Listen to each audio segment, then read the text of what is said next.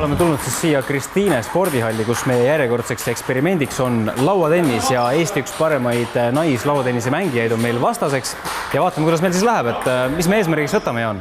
Noh, kui esimene eksperiment Raul Musta vastu tõi meile 3 peale 1 punkti, siis nüüd võiks nii juhtuda, et kõik saavad vähemalt 1 punkti ja võime öelda, et eksperiment on olnud edukas. Jah, et vaadates, kuidas siin Maksim Eesti meistri vastu sooja teeb, siis ega meil väga suuri lootusi ei ole, aga noh, teeme ära. Noh, vahendid on meil sellised ja mis siis muud, kui hakkame peale. Võimalused on võrdsed. Just nimelt.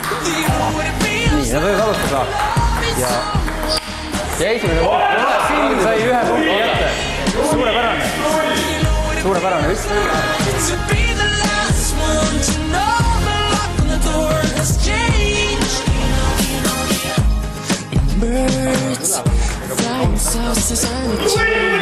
Tuli ka teine punkt. 6-2. Ilusti võtab vastu ja tuleb ka 3. punkt.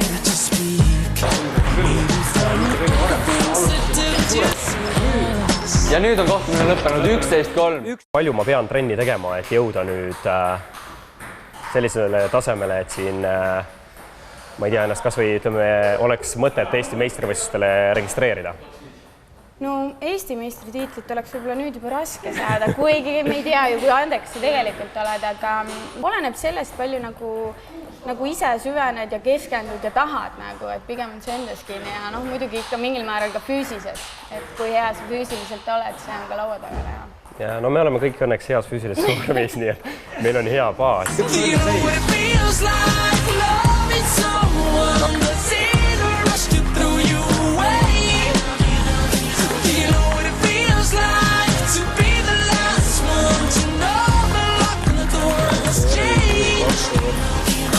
Ja Jaan sai esimese punkti olemas. Hästi, Jaan võttis ära selle.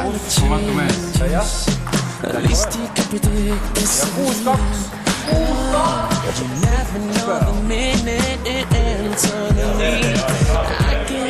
Peab tunnistama, et spordisõbrad Jaan ja Maks mõlemad üllatasid mind, et üks sai siis 3 punkti kätte, teine sai 2 punkti, aga kui mina 1 punkti kätte sain, siis ma olen ikka väga kõva mees, sellepärast, et ma ei ole kunagi seda ala varem mänginud.